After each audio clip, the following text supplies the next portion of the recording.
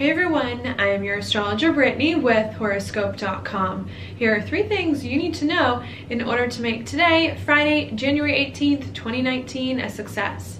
Now the first thing I want to talk about is going to be right here where the moon is. Now the moon in this chart is in Cancer, although at the beginning of the day it will be in the sign of Gemini. When the moon's in Gemini, it brings our attention to talking, communicating, either with others or with ourselves, doing a lot of thinking.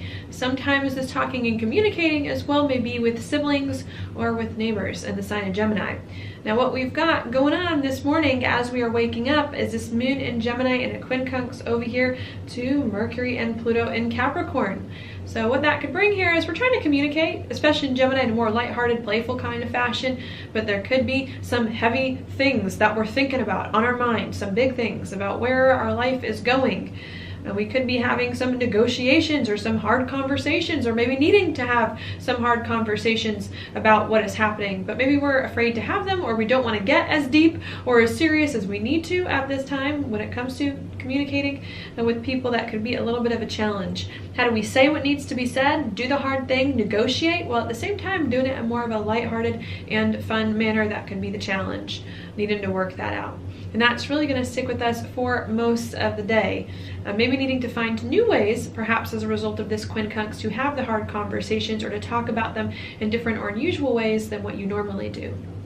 Now the next alignment that's going to occur is going to be at nighttime after dinner. What's going to happen then is that this moon in Gemini is then going to make, at about the same time, a square over here to to Chiron in Pisces, and a sextile over here to Uranus in Aries. What that can then bring perhaps are some difficult or uncomfortable conversations that could occur after dinner. Perhaps we've been avoiding having the conversations that it is that we need to have earlier, or perhaps we haven't been doing them right. That could be the challenge. And then maybe at the nighttime it turns out, no, we can't avoid these conversations anymore. We need to buckle down, we need to figure out what's going on, and we need to have them.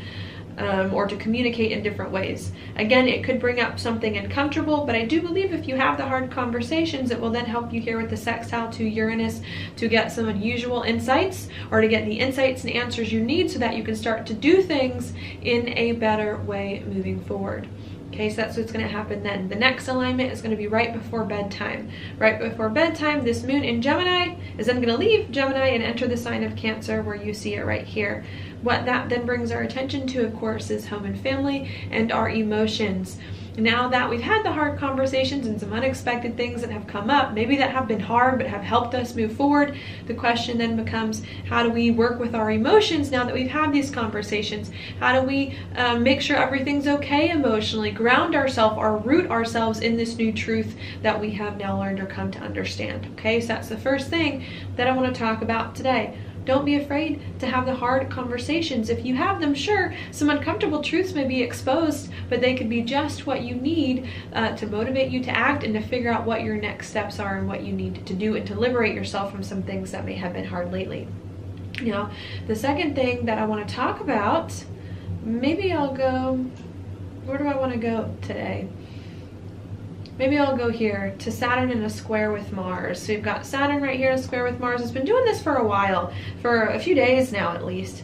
What this could bring here is lots of passion with Mars and Aries, lots of drive. We want to do things, we want to make things happen, especially things that are important to us. But it can be hard to do those things. We can need to take things with Saturn and Capricorn a little bit more slowly. We can need to be a little bit more serious here about what it is that we're doing. It's not just about doing anything at this time, it's about doing the right things that can give us the results that it is that we want.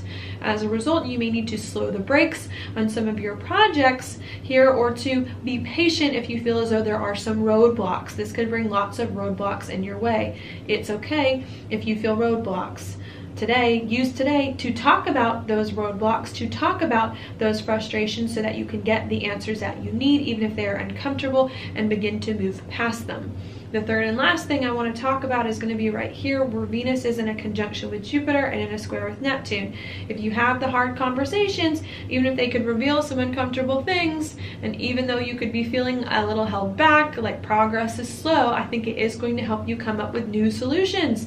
Venus here in a conjunction with Jupiter to do new things, to mobilize new resources, to do things in different ways, to work with the same people and just better all around.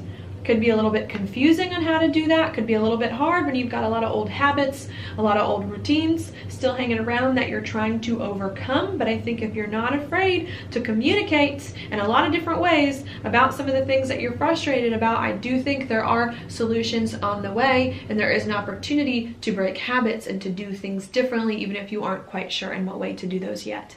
So that is your daily planetary forecast for today. Thank you so much for watching. I'll talk to you tomorrow.